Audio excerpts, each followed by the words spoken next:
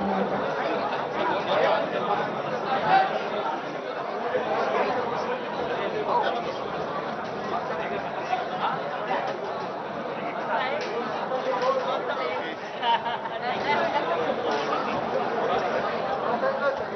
महाराष्ट्र।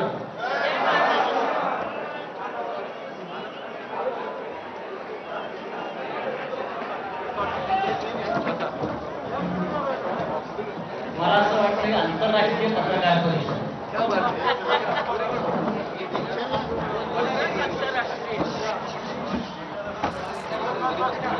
आपल्या समस्त पत्रकार बांधवांचं शिवसेना भवनात स्वागत। हिंदू हृदय सम्राट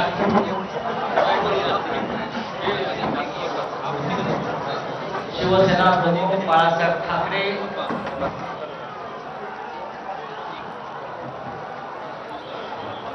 यांना वंदन करतो, अभिवादन करतो, त्यांचं स्मरण करतो। कारण या वास्तूला एक महत्व आहे।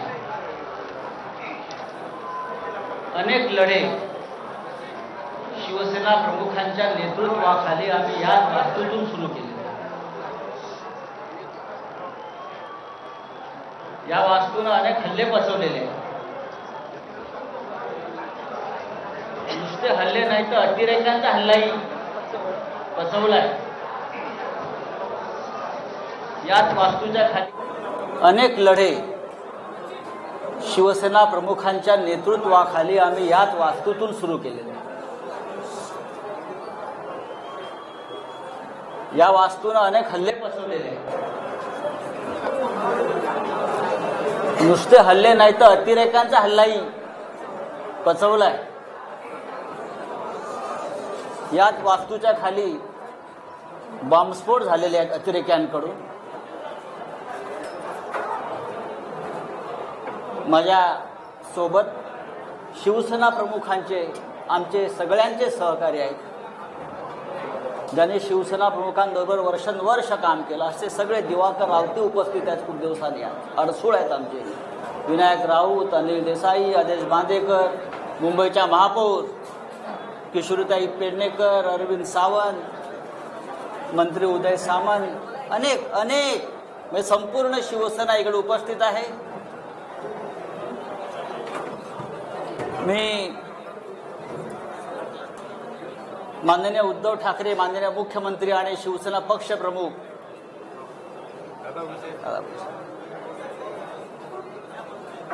यांना सुद्धा इथूनच नमस्कार करतो। कारण ते वर्षा बंगल्यावरून आपली पत्रकार परिषद पाहतायत। त्यांचा आत्ताच फोन होता, माननीय शरद पवार साहेबांचाही फोन होता, महाविकास आघाडीतल्या प्रत्येक प्रमुख नेत्यांचा मला आत्ता एक 5-10 मिनिटांपूर्वी फोन होते। सकाळपासून त्यांचे फोन सुरू आहेत आणि सगळ्यांनी आजच्या पत्रकार परिषदेला आपल्याला आशीर्वाद दिलेला आहे। आणि मला एवढंच सांगितलं, आप आगे बढ़ो, पुढे वा, ही लढाईची सुरुवात तुम्ही करा। महाराष्ट्रावर, मराठी माणसावर सुरू आहे ते नेहमी सांगायचे आम्हाला। आक्रमणाविरुद्ध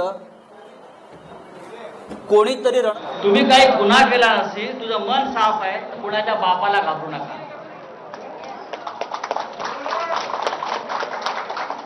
आणि आज उद्धव ठाकरे सुद्धा आपले पक्ष प्रमुख याच पद्धतीनं ही शिवसेना पुढे घेऊन जात आहे। आजची पत्रकार परिषद घेण्याचं प्रयोजन यासाठीच आहे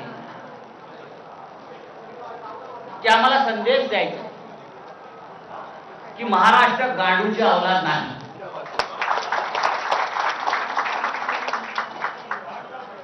मराठी माणूस बेईमान नाही। आणि तुम्ही कितीही नामर्दांगी करून आमच्या पाठीमागे वार केले तरी शिवसेना घाबरणार नाही। यासाठी हे पत्रकार परिषदेचं आयोजन आहे।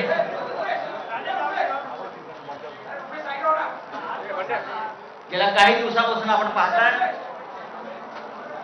शिवसेना असेल, ठाकरे परिवार असेल, आमच्या आनंदराव वाडफोळ असतील, रवींद्र वायकरांचं पण नाव मध्यंतरी मी ऐकलं होतं, अनेक आमचे शिवसेनेतले प्रमुख लोक, अनिल परब, भावना गवळी, राष्ट्रवादी काँग्रेसचे प्रमुख, महाविकास आघाडीतले, अगदी पवार साहेबांच्या कुटुंबियांपासून सगळ्यांवर केंद्रीय तपास यंत्रणा ज्या पद्धतीनं हल्ले करत आहेत, मला असं वाटतं हे महाराष्ट्रावरच नव्हे तर देशावरच एक संकट आहे. अशा प्रकारचं संकट जसं महाराष्ट्रावर आहे तसं पश्चिम बंगालवर सुद्धा. तिकडे तर राज्यपालांनी विधानसभा संस्थगित करून टाकली, सरकारला न जुमान. महाराष्ट्राचं सरकार त्याला पाडायचं, घालवायचं, आणि त्यासाठी केंद्रीय तपास यंत्रणांचा गैरवापर सुरू आहे. खोटे आरोप, बदनाम्या, केंद्रीय तपास यंत्रणांचा दबाव. एकतर तुम्ही सरेंडर व्हा, गुडघे टेका, नाहीतर सरकार आम्ही घालवू, अशा प्रकारच्या धमक्या सतत दिल्या जातात. पहा ना, भारतीय जनता पक्षाचे जे प्रमुख लोक आहेत रोज तारखा का देत आहेत? या महाराष्ट्रामध्ये 170चं बहुमत असताना, 170चं बहुमत असताना भारतीय जनता पक्षाचे लोक 2 दिवसांनी एक तारीख देतात. आता 10 मार्च नंतर, आता अमुक, हे तुम्ही कोणाच्या भरोशावर ह्या तारखा देतात? व्यंकय्या नायडू यांना मी पत्र लिहिलंय, त्या पत्रापासून सुरुवात झालेली आहे. राज्यसभेचे चेअरमन व्यंकय्या नायडू, उपराष्ट्रपती यांना मी एक पत्र लिहू, केंद्रीय तपास यंत्रणा महाराष्ट्रात काय करतायत आणि माझ्यासारख्या राज्यसभा सदस्याला कशा प्रकारे त्रास देऊ पाहताय, त्याचं कारण इतकंच आहे की साधारण 20 दिवसापूर्वी आणि त्याच्या आधी भारतीय जनता पक्षाचे काही प्रमुख लोक मला भेटले. हा विषय दिल्लीचे मी सांगितलेला. भारतीय जनता पक्षाचे काही प्रमुख लोक मला भेटले, ज्यांना मी ओळखतो. 3 वेळा मला ते भेटले आणि त्यांनी मला वारंवार हे सांगण्याचा प्रयत्न केला की तुम्ही या सरकारच्या प्रवाहातून बाहेर पडा. कोणत्याही परिस्थितीमध्ये आम्हाला हे सरकार घालवायचं आहे. आमची संपूर्ण तयारी झालेली आहे. एकतर आम्ही इतर राष्ट्रपती राजवट आणू, नाहीतर काही आमदार आम्हाला आमच्या हाताशी लागतायत, त्यांना तोडून आम्ही सरकार बनवू. तुम्ही मध्ये पडू नका, तुम्ही आम्हाला मदत करा आमचं सरकार येण्यासाठी. मी म्हटले कसं काय शक्य? 170 आमदारांचं बहुमत तुम्ही कसं काय उद्ध्वस्त करू शकता, पायदळी तुडवू शकता? या लोकभावना. ह्याच्यावर त्यांनी मला सांगितलं, जर तुम्ही काही लोकांनी आम्हाला मदत केली नाही तर तुम्हाला केंद्रीय तपास यंत्रणा तुम्हाला टाईट करतील. हा शब्द आहे, टाईट करतील आणि फिक्स करतील. मी आता त्यांची नावं घेत नाही, पण मी भविष्यात. आणि त्या संदर्भात दिल्लीतून सगळी सिद्धता झालेली आहे तुमच्या लोकांना टाईट करण्याचं, फिक्स करण्याचं. आणि तुम्हाला नंतर पश्चाताप होईल की तुम्ही आम्हाला का मदत केली नाही. मी म्हटलं काय हरकत नाही, तुम्ही काही करू शकता, पण महाराष्ट्राच्या सरकारला किंवा ठाकरे सरकारला नख लागेल असं कोणतेही कृत्य आमच्या सगळ्यांकडून होणार नाही. त्यांनी मला असंही सांगितलं, तुम्ही पाहिलं असेल की सध्या पवार कुटुंबावर धाडी पडताय. सध्या त्याच काळात सध्या पवार कुटुंबावर धाडी पडताय आणि ते सुद्धा प्रकरण सोपं नाही. आम्ही त्यांना सुद्धा टाईट करतो. शरद पवार, आणि मी नंतर माहिती घेतली तर त्याच दरम्यान 1 दिवसाच्या आत, दुसऱ्या दिवसापासून पवार साहेबांच्या म्हणजे पवार कुटुंबियांच्या घरावर सातत्यानं धाडी पडू लागल्या. ईडीचे लोक हे त्यांच्या घरात, त्यांच्या मुलींच्या घरात, बहिणींच्या घरामध्ये 8-8 दिवस जाऊन ठाण बांधून बसले, बाहेर पडायला तयार नव्हते. आणि तिथे सुद्धा ह्याच प्रकारच्या धमक्या त्यांना दिल्या जात होत्या. मी जेव्हा त्यांना नाही सांगितलं की तुम्ही या भानगडीत पडू नका, आम्ही प्रतिकार करू, सरकार पाडण्याचा प्रयत्न झाला तर महाराष्ट्रामध्ये ठिणगी पडेल, तेव्हा त्यांनी मला असं सांगतात की काही होणार नाही, आम्ही केंद्रीय पोलीस बल आणून सगळ्यांना थंड करू, ईडी तर आहेच, केंद्रीय तपास यंत्रणा आहेच. आणि तिसऱ्या दिवशी ताबडतोब माझ्यावर आणि माझ्या आसपासच्या लोकांवर सुरुवात झाली. असं सांगतात ते की काही होणार नाही, आम्ही केंद्रीय पोलीस बल आणून सगळ्यांना थंड करू, ईडी तर आहेच, केंद्रीय तपास यंत्रणा आहेच. आणि तिसऱ्या दिवशी ताबडतोब माझ्यावर आणि माझ्या आसपासच्या लोकांवर ईडीच्या धाडी पडायला सुरुवात झाली. तिसऱ्या दिवशी अत्यंत वाईट पद्धतीने पहाटे 4 वाजता, पहाटे 3 वाजता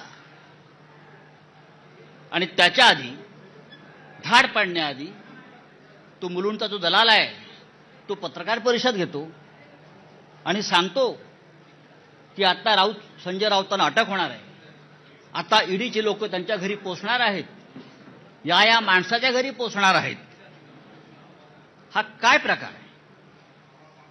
तुमचं सरकार महाराष्ट्रात आलं नाही याचा तुम्ही सूड अशा प्रकारे केंद्रीय तपास यंत्रणांचा, सीबीआयचा, ईडीचा गैरवापर करून आम्हाला त्रास देता आणि तुम्हाला असं वाटतं की आम्ही झुकू?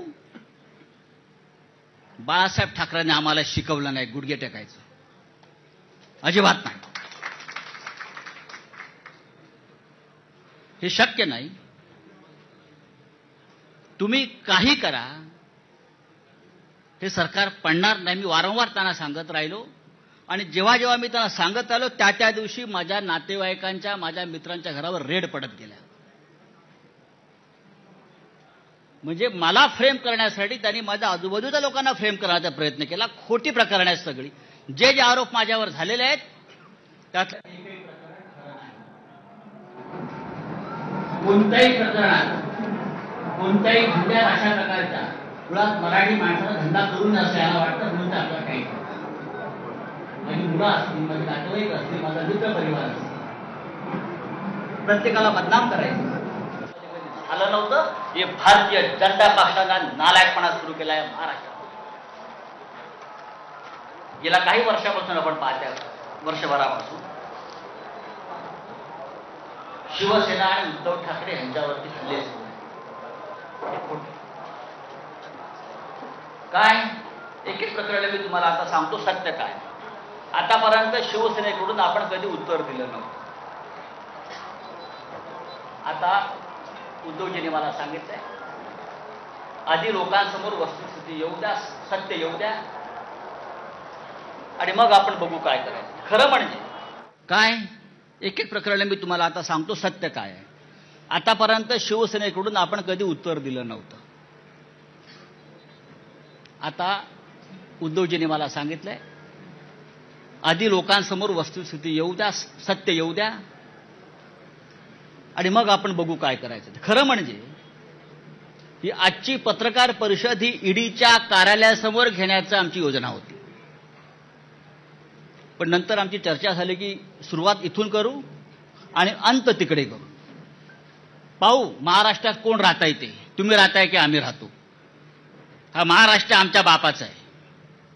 हे बाहेरचे लोक येऊन आमच्यावरती दादागिरी करणार, आमच्या घरात घुसणार, आमच्या बायका मुलींकडे बघणार आणि भाजपवाले टाळ्या वाजवणार. हा निर्लज्जपणाचा कळस आहे. छत्रपती शिवाजी महाराजांच्या राज्यामध्ये, बाळासाहेब ठाकरेंच्या राज्यामध्ये कधी असं घडलं नव्हतं. या राज्यात अनेकांनी राज्य केलेलं आहे पण ह्या पद्धतीनं कधी राजकारण केलं नव्हतं. उद्धव ठाकरे आणि परिवाराचे रोज काहीतरी एक प्रकरण काढत असतात. काय तथ्य आहे त्यात? आतापर्यंत कोणी त्यांच्याकडनं सांगायला आलं नाही समोर. पण मी तुम्हाला सांगतो, तो जो कोण बोलतोय ना दलाल, ज्याला मराठीमध्ये आपल्या भडवा म्हणतात, बरोबर ना, शुद्ध भाषेत आपल्या मराठीत भडवा म्हणतात, भडवा. हा,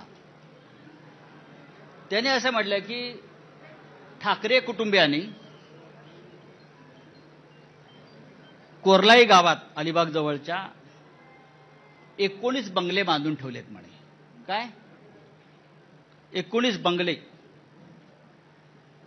ही बेनामी प्रॉपर्टी आहे. 19 बंगले. माझं आव्हान आहे त्या माणसाला, माझं त्या दलालाला आव्हान आहे आणि आपल्या सगळ्यांना मी सांगतो, कधी सांगा आपण 4 बसेस करू आणि आपण त्या 19 बंगल्यामध्ये पिकनिकला जाऊ. आपण त्या बंगल्यात एक पिकनिक काढू सगळ्या पत्रकारांची. जर तुम्हाला ते बंगले तिकडे दिसले तर मी राजकारण सोडीन आणि जर दिसले नाही तर त्या दलालाला जोड्याने मारीन. अख्खी शिवसेना जोड्याने मारीन. म्हणजे दिशाभूल करायचं, खोटेपणाचा कळस करायचा, भंपकपणा करायचा. कुठे आहेत बंगले? 19 बंगले, 19 बंगले. रोज टीव्हीला चालू 19 बंगले, 19 बंगले. चला दाखवूया, जाऊ आपण तिथे एक पार्टी करू, बंगल्यात बसून देतो चाव्या तुम्हाला. मी उद्योजकांना विचारलं, आम्हाला दाखवा बंगले तुमचे. पण लोकांच्या मनामध्ये भ्रम निर्माण करायचा, खोटेपणा, भंपकपणा, मराठी माणसाचा द्वेष, महाराष्ट्राविषयी असूया. हाच किरीट सोमय्या ज्याने काही वर्षापूर्वी हायकोर्टामध्ये एक पिटिशन केलं होतं, आठवत असेल तुम्हाला, शिशिर शिंदे असतील, त्यांना माहिती आहे. मराठी भाषा, बरोबर ना, मुंबईतून मराठी भाषा शाळेत, शालेय शिक्षणात सक्तीची असू नये यासाठी जो माणूस कोर्टात जातो आमच्या मराठी भाषेविरुद्ध, त्याच्याकडून तुम्ही काय अपेक्षा करता? हा भारतीय जनता पक्षाचा फ्रंटमॅन आणि मराठी कट्टा चालवतात हे लोक मुंबईमध्ये. महानगरपालिका मराठी कट्टा. मराठी भाषेच्या विरुद्ध जो माणूस कोर्टात गेला महाराष्ट्रामध्ये, हाच तो भडवा, दलाल आमच्या मराठी भाषेविरुद्ध. आणि काय तुम्ही सांगताय मराठीला अभिजात भाषा दर्जा आम्ही देतोय म्हणून? आधी याचा थोबाड बंद करा, आता आम्ही करू. दुसरा एक तो हल्ली म्हणतोय की आमचे श्रीधर पाटणकर आहेत आमच्या परिवारातले, त्यांनी म्हणे देवस्थानाच्या जमिनी विकत घेतल्या कर्जतला. मी स्वतः माहिती घेतली, मी काय पाटणकरांशी बोललो नाही, पण मी स्वतः माहिती घेतली त्या संदर्भात काय आहे. माझं त्याला आव्हान आहे हा आरोप करणाऱ्यांना. पाटणकरांनी देवस्थानाची जमीन कुठे आणि कशी विकत घेतली तुम्ही दाखवा. जी काय जमीन तुम्ही दाखवताय ही जमीन त्यांनी, म्हणजे हे बापरे, अनेक याच्याकडून त्याच्याकडे, त्याच्याकडून ह्याच्याकडे, त्याच्याकडून ह्याच्याकडे, त्याच्याकडून ह्याच्याकडे असे मध्ये 12 लोक आहेत आणि 12व्या माणसाकडून पाटणकरांनी खरेदी केली. त्यांचा आणि देवस्थानाचा काही संबंध नाहीये.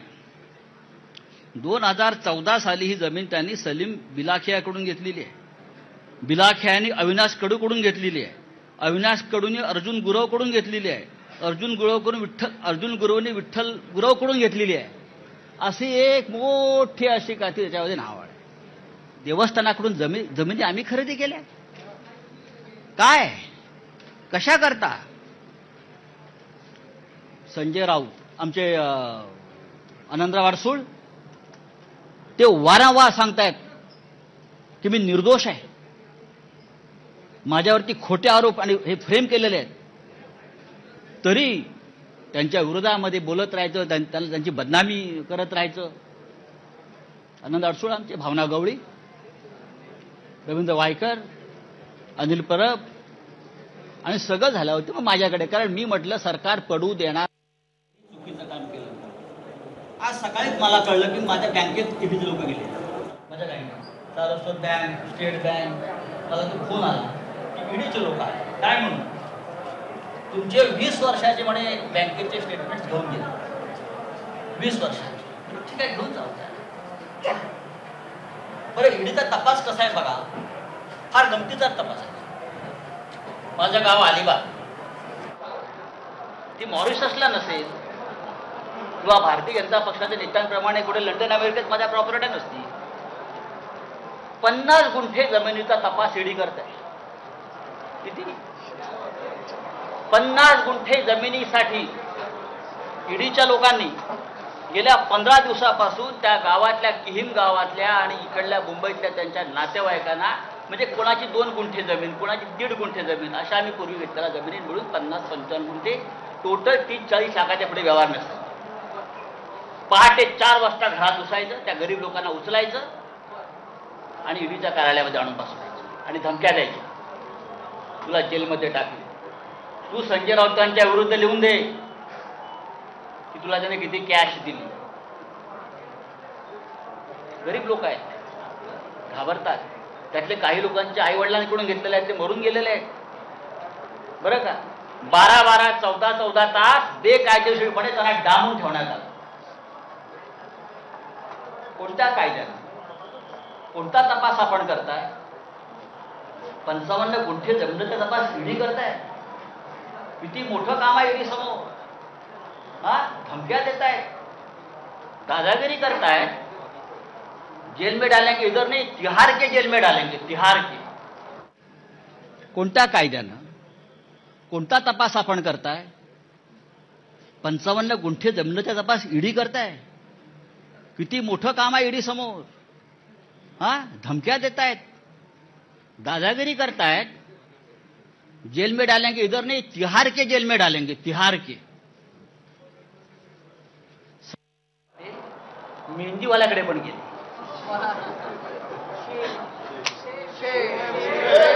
मेहंदीवाल्याकडे गेले. मेहंदी नेल पॉलिश करणारे, कितना पैसा दिया, कितना पैसा दिया. हे ईडीचं काम. हे ईडीचं काम. गुजरातमध्ये 25,000 कोटीचा घोटाळा झाला त्यांच्या डोळ्यासमोर. 2 वर्ष FIR नाही घेतली तुम्ही. 1 वर्षापूर्वी मुंबईत एक लग्न झालं एका भारतीय जनता पक्षाच्या नेत्याच्या मुलीचं. आम्ही का बोललो का? ते वनमंत्री होते म्हणून त्यांनी त्या लग्नाचा सेट जंगलाचा केला, जंगलाचा. आणि त्याला फील यावा जंगलाचा म्हणून जे कार्पेट टाकलं होतं त्याची किंमत 9.5 कोटी रुपये होती. ईडीला काय दिसलं नाही काय? आम्ही म्हणतो घरातलं लग्न आहे, घरात शिरायचं नाही, पण आमच्या घरात तुम्ही शिरता अशा पद्धतीने. म्हणजे ही काय पद्धत काय? मुलांच्या घरात तुम्ही शिरताय, मुलांच्या दुकानात शिरताय, मुलांच्या कामाच्या ठिकाणी शिरताय, दादागिरी करताय, देख लेंगे बोलताय. अरे बघा ना, मी सांगतो बघा. मी पहिला माणूस आहे सांगणार की बघा म्हणून, बघूनच घ्या.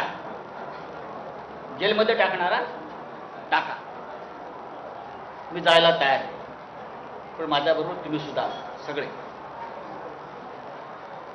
आता मी काही गोष्टी तुम्हाला सांगतो, हळूहळू त्या सांगायला हव्या.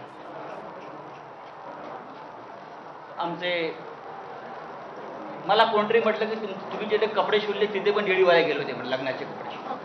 मुलुंडला टेलर आहे आमचा एक, तिथे गेले होते, किती कपडे शिवले. म्हणजे ईडी हा काय प्रकार आहे हे तुम्हाला कळलं पाहिजे, म्हणून तुम्हाला आम्ही सांगतो. मैंने जहाँ कपड़ा सिलाया ना मुलुंड में, वो टेलर के पास भी ईडी के लोग आए थे. क्या क्या सिलाया, कितना बिल दिया, कितने सूट सिलाया. अब सिर्फ जूते वाले के पास जाना पड़ा. जाने दो, कहाँ जाना चाहिए, लेकिन टक्कर शिवसेना से आप ध्यान रखिए.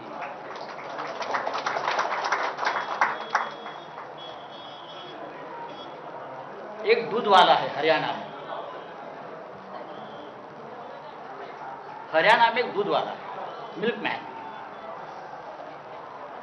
एस नरवर. मैं पूछना चाहता हूं ईडी से क्या आप ये नरवर को पहचानते हो? सिर्फ 5 साल में एक दूध वाला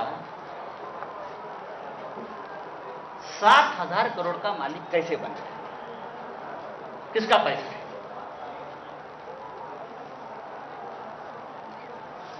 7,000 करोड़ का मालिक कैसे बन गया? जब से महाराष्ट्र में बीजेपी की सरकार आ गई तब से उनका महाराष्ट्र में आना जाना शुरू हो गया। बीजेपी के नेता मुख्यमंत्री के घर में उनका तो खुला आना जाना रहता था। उसके बाद उसकी प्रॉपर्टी बढ़ने लगी। किसका पैसा उसके पास है? किसने किया मनी लॉन्ड्रिंग? मैं ये मनी लॉन्ड्रिंग की जो केसेस है नरवर की और सब क्या बीजेपी के नेताओं के यहाँ की जल्दी में दे रहा हूं, जल्दी दे रहा हूं। 7,000 करोड़ में से 3,500 करोड़ ये महाराष्ट्र से गए हैं। 3,500 करोड़ की प्रॉपर्टी महाराष्ट्र में जो उनको प्रोजेक्ट मिले, महाराष्ट्र से जो करप्शन हुआ है पहले वाली सरकार में, वहां से गई है।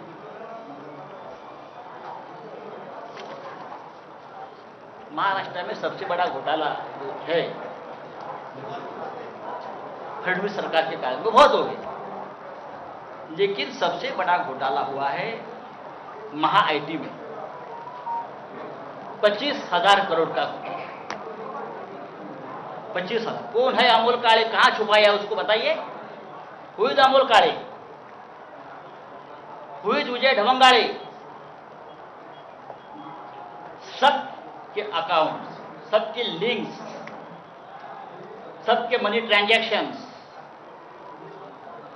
सबके जिसके साथ जुड़े हैं, बिना टेंडर किसको कॉन्ट्रैक्ट मिले हैं, पैसा कहां कहां गया है। 2 दिन में जाएगा ईओडब्ल्यू के पास, फिर जाएगा ईडी के पास। 5,000 करोड़ का तो हिसाब मेरे पास आया है। 5,000 करोड़ का हिसाब मेरे पास आया है तो जाएगा। हमारी 1 गुंठा जमीन आप निकाल दो, हमारे इतने बंगले 19 बंगले निकाल रहे हो जो नहीं है जमीन पर। हाँ, मैं सेंटर ही हूं, आप मुझे नहीं बदल सकते। आप मुझे बताइए, ईडी के पास काम नहीं है क्या? जो हमारे जैसे मिडिल क्लास लोग जो है महाराष्ट्र में, उनके पीछे पड़े हो। पढ़ना है तो पढ़ लीजिए, लेकिन आपने गलत आदमी से पंगा लिया है। आपने शिवसेना से पंगा लिया है, आपने महाराष्ट्र से पंगा लिया है। मैं इतना आपको बताना चाहता हूं। अब मैं वापस आता हूं, परत आता मी येतो। तुमचे प्रिय जे रोज असतात ना तत पप करत, त्यांनी म्हणे पीएमसी बँक घोटाळा काय, पीएमसी बँक घोटाळा। दुसरे काढलंय पत्राचाळ, आणि पीएमसी बँक घोटाळा पत्राचाळीशी त्यांनी आमचा सगळ्यांचा संबंध लावला। माझं तिथे बँकेत कधी खातं नाही, मला ती बँक कुठे माहिती। पत्राचाळ मी अद्याप बघितलेली नाही। ठीक आहे, माझ्या आसपासचे मित्रपरिवार त्या व्यवसायात पुढे असतील, मला माहिती असू शकतात माझे। आणि मी कधीही ज्यांची नावं घेतली आहेत ते सगळे माझे मित्र आहेत, मी कधी टाळणार नाही। मी पळपुटा नाही, माझे मित्र आहेत ते, आणि माझे मित्र आहेत म्हणून त्यांना फ्रेम केलेलं आहे, पण मला माहिती आहे मला त्रास देण्यासाठी। आता हे जे कोणी आहेत तुमचे दलाल भडवे, ज्याला आपण मगाशी म्हणत होतो, ते वारंवार ते सांगतायत की पीएमसी बँक घोटाळ्यातले पैसे वापरतायत आले आहेत। राकेश वाधवान मला वाटतं नाव त्यांचं नाही, माझे मित्र आहेत ते, आणि माझे मित्र आहेत म्हणून त्यांना फ्रेम केलेलं आहे, पण मला माहिती आहे मला त्रास देण्यासाठी। आता हे जे कोणी आहेत तुमचे दलाल भडवे, ज्याला आपण मगाशी म्हणत होतो, ते वारंवार जे सांगतायत की पीएमसी बँक घोटाळ्यातले पैसेही वापरतायत आले आहेत. राकेश वाधवान, मला वाटतं नाव त्यांचं, राकेश वाधवान हे पीएमसी बँक घोटाळ्यातला एक असा आरोपी आहे. बिल्डर आहे मोठा तो होता. बरंच काय काय सांगतात. आमचे सगळ्यांशी त्याचे संबंध आहेत आणि पीएमसी बँक घोटाळ्यातले पैसे आम्ही वापरतो आहोत. आता फार एक महत्वाची गोष्ट मी तुम्हाला सांगतो. राकेश वाधवानला त्या काळात कोण ओळखत नव्हतं, सगळंच ओळखत होतं. राकेश वाधवानच्या खात्यातून बीजेपीच्या अकाउंटला 20 कोटी रुपये गेलेले आहेत पक्षनिधी म्हणून. बीजेपीच्या अकाउंटला 20 कोटी ऑफिशियली गेले आहेत राकेश वाधवानचं, हे सगळ्यांना माहिती आहे. पण आता हे जे महाशय बोलतात आमच्यावर कि राकेश वाधवान, पीएमसी बैंक घोटाला, भ्रष्टाचार, ईडी वाले सुनो, अगर ईडी वाले कहा सुनते होगे आज मेरी बात उनको सुननी पड़ेगी. आज ईडी और सीबीआई, ईओडब्ल्यू, प्रधानमंत्री और गृह मंत्री आज मेरा ये जो स्पीच है वहां बैठकर सुन रहे, मुझे मालूम है.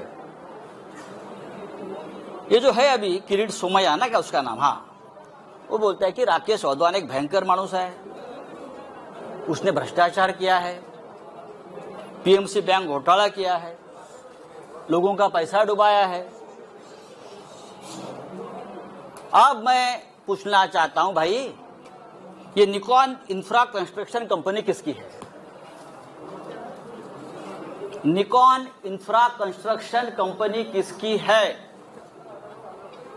ये कंपनी किरीट सोमैया की है, उसका फैमिली की है, नील किरीट सोमैया की है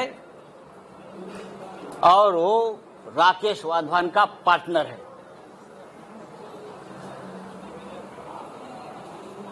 निकॉन इन्फ्रासाठी पीएमसी बँक घोटाळ्यातल्या पैशाची गुंतवणूक करून हजारो कोटी रुपयाचा प्रकल्प त्याने मौजे गोखिवरे तालुका वसईत उभारलेला आहे. हे मी पुराव्यासह सांगतोय. पीएमसी बँक घोटाळ्याचा मास्टर माइंड एचडीआयएलचा राकेश वाधवानशी यांचा थेट आर्थिक संबंध आहे. पीएमसी बँक घोटाळ्यातल्या प्रकरणात ब्लॅकमेल केलं यांनी आणि वाधवानकडून कोट्यावधी रुपयाची जमीन यांनी आपला एक फ्रंटमॅन आहे लाडानी म्हणून त्याच्या नावावर घेतली आणि प्लस कॅश पण घेतली आहे. ही कॅश 80 ते 100 कोटीच्या घरात पीएमसी बँक घोटाळ्यात ब्लॅकमेल करून आणि जमीन घेतली आपल्या फ्रंटमॅन लाडानी, त्याचं नाव सांगतो मी तुम्हाला पूर्ण. लाडानीच्या नावावर त्यांनी ती घेतलेली आहे जमीन पूर्ण गोखिवरे वसई. आणि गोखिवरे वसई येथे ही 400 कोटी रुपयाची जमीन फक्त 4.5 कोटी रुपयाला घेतली. अशा 2 जमिनी त्याने घेतलेल्या आहेत. एक जमीन 7 कोटीला घेतली आणि त्या जमिनीवर जी कंपनी आहे या कंपनीचा डायरेक्टर नील किरीट सोमैया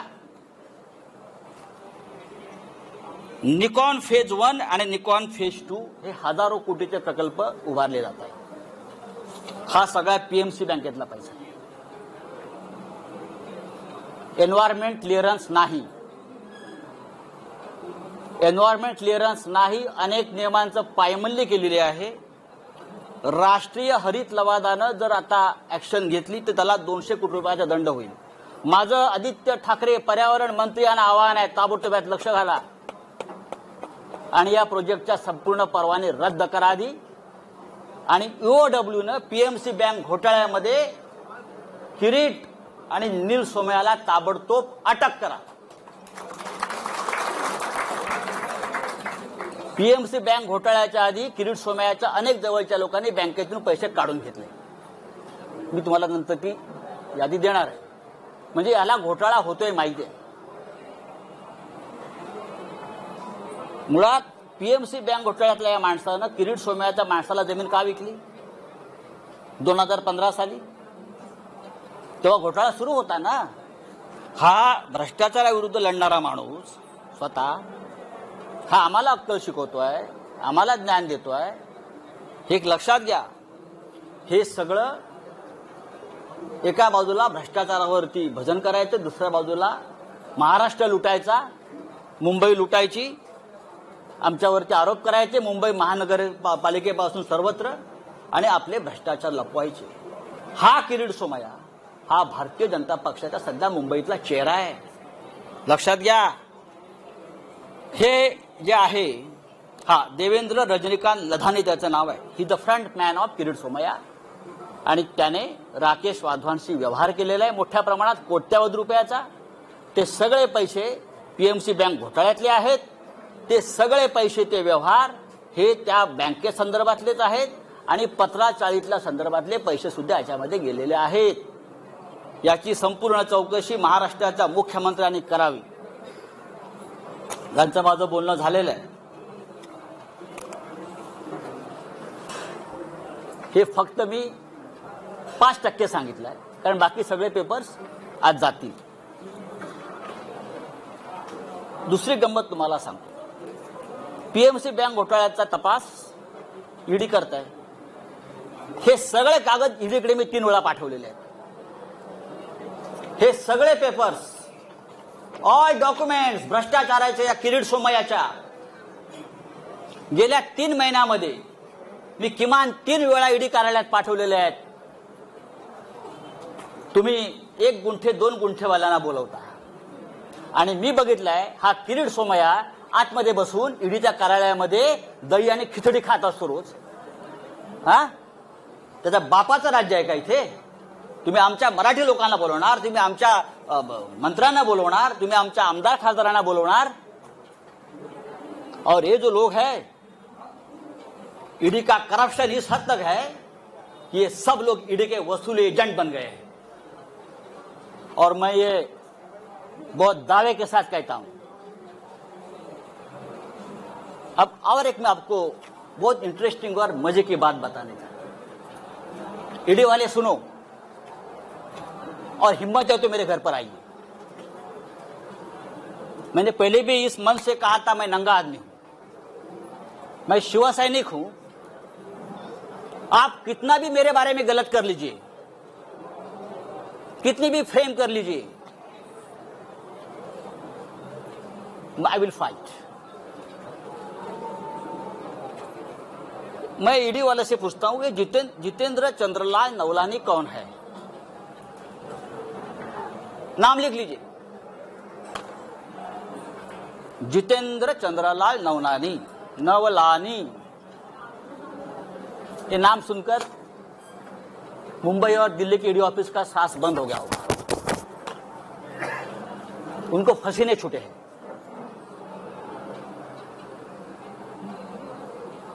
चार महीने से मुंबई के जो बिल्डर्स है बड़े बड़े, उनसे वसूली चल रही है ईडी के नाम पर. मुंबई के 70 बिल्डर, प्रतिष्ठित बिल्डर, उनसे ईडी के नाम पर जो वसूली हो रही है उसको ईडी को भी पता है, कुछ अधिकारियों को पता है. ये कौन है, ये किसके लोग हैं, सब डेटा मेरे पास है. और मैं सबसे पहले प्रधानमंत्री मोदी जी को इस बारे में, जैसे वेंकैया जी को लिखा है, मैं मोदी जी को लिखूंगा, मैं अमित शाह जी को लिखूंगा. बाद में जानकारी यही जगह से आपको दूंगा. जितेंद्र नवलानी, फरीद शमा, रोमी और फिरोज शमा, ये 4 किसके एजेंट हैं? मुंबई के 60 बिल्डरों से लोगों ने लगभग 300 करोड़ रुपए जमा किए हैं. कहां हो गया उसका मनी लॉन्ड्रिंग, मैं आपको बता दूंगा जल्दी. उसमें कितने ईडी के अफसर शामिल हैं, कहां बैठते हैं, कहां खाते हैं, कहां पीते हैं और क्या अय्याशी करते हैं, ये मैं देश को बताऊंगा. चाहे आप मुझे गोली मारो, आप मुझे जेल में डालो, आप कुछ भी करें, मैं आपसे डरने वाला नहीं हूं. आप करिए, आपको जो करना है करिए. अब जो बात मैंने आपसे कही है, ये आप बात समझ लीजिए, ये महाराष्ट्र को बदनाम करना की एक बहुत बड़ा साजिश है।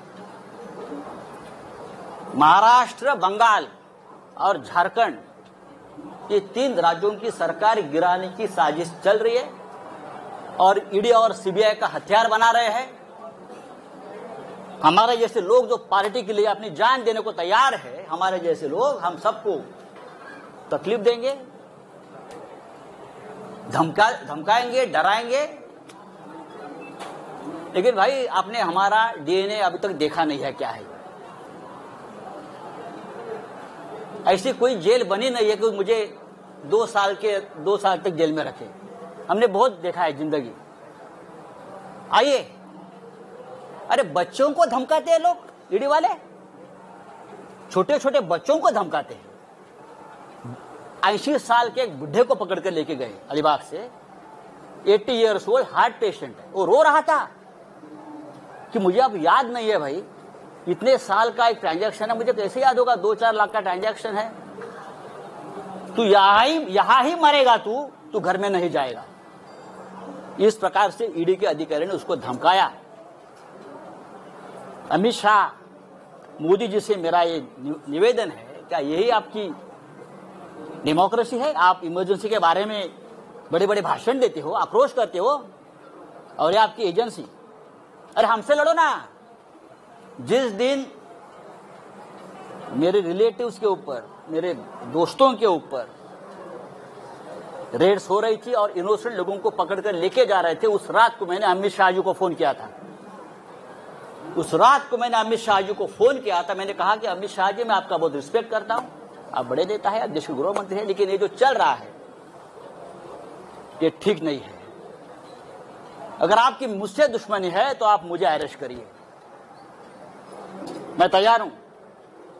आप मुझे टॉर्चर कीजिए, लेकिन आप मेरे नजदीकी, मेरे दोस्त, मेरे रिलेटिव्स, मेरे बच्चे, आप उनको क्यों टॉर्चर कर रहे हो? आपकी एजेंसी। मैंने कहा उनको, और भी मैंने लोगों से बात की। ये शिवसेना भवन है,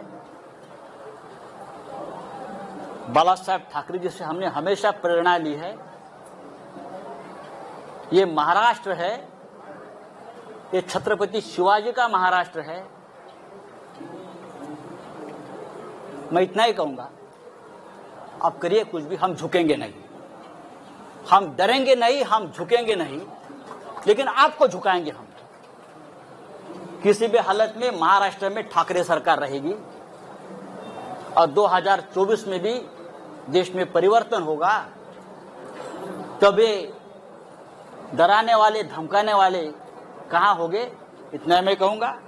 जो मुझे बात कहनी थी मैंने कह दी है। मुझे लगता है नो क्वेश्चन आंसर्स, ये काफी है।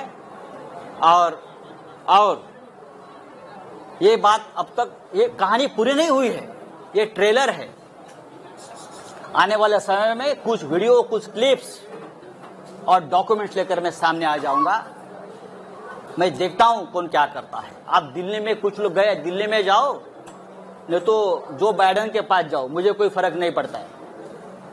मैं शिवसैनिक हूं, मेरी जिंदगी संघर्ष में गई है, लड़ाई में गई है।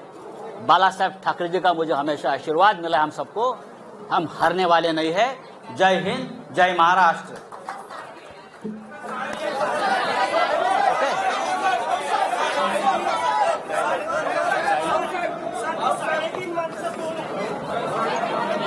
अजून एक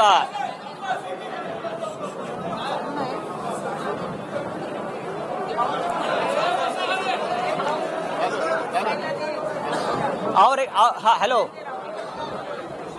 हेलो, मेरा आवाज नहीं।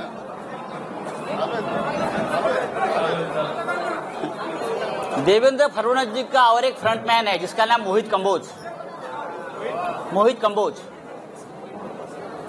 फडणवीस साहब का आजकल वो बहुत ब्लू आइड बॉय है, ऐसा मुझे कहा, मैं तो पहचानता नहीं। वो फडणवीस साहब को डुबाने वाला है। ये जो मैं देख रहा हूं, मैं थोड़ा सा बाकी है। ये जो पत्राचाल वाला इशू निकाला है ना, ये पत्राचाल की जमीन खरीदने वाला मोहित कंबोज है, सबसे बड़ा घोटाला। और उसमें भी पीएमसी बैंक का पैसा लगा है। पीएमसी बैंक को डुबाने वाला वहां का करप्शन का पैसा ये पत्राचाल में लगा है। और मोहित कंबोज का वहां एक द लग्जर कंस्ट्रक्शन प्रोजेक्ट बन रहा है पत्राचाल पे, और हम पे उंगली दिखा रहे हैं। दूसरी बात है कि और एक है, सॉरी, उसके बारे में मैं और बता दूंगा। कागज कहाँ गया वो? और एक कागज था उसका, हाँ, राकेश वाधवान, जो मैंने नाम लिया था, राकेश वाधवान, उसके पास से ये मोहित कंबोज के केबीजी ग्रुप ने 1,65,000 स्क्वायर मीटर की जगह, मतलब 40 एकड़ क्षेत्र में से 4557115 स्क्वायर मीटर, जिसकी कीमत है 12,000 करोड़, मोहित कंबोज ने खरीद लिया। कितने में खरीद लिया? 100 करोड़ में सिर्फ। कैसे? किसका पैसा है? और लोग बोलते हैं ये हमारे फडणवीस साहब का ब्लू आइड बॉय है, ब्लू आइड बॉय है। ये Kamboj bio farming private limited, KBG ventures, Airman real estate, Tirth experience private limited, KBG hotels, शिवाबी hotel, silver stick film company, Kaal Bhairav ventures, Naps media solutions, PM reality, Kaal Bhairav, उसमें किसका पैसा कहां से आया है फडणवीस साहब, सिर्फ आपको ही मालूम है। धन्यवाद।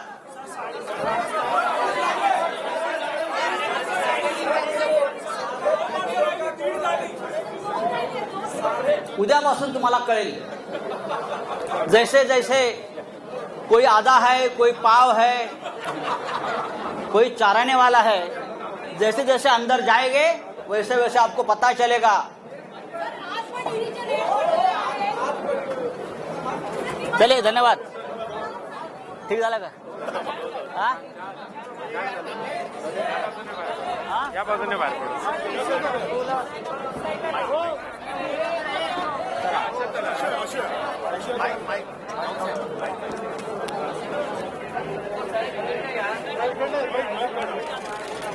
काढे. तीन आहे.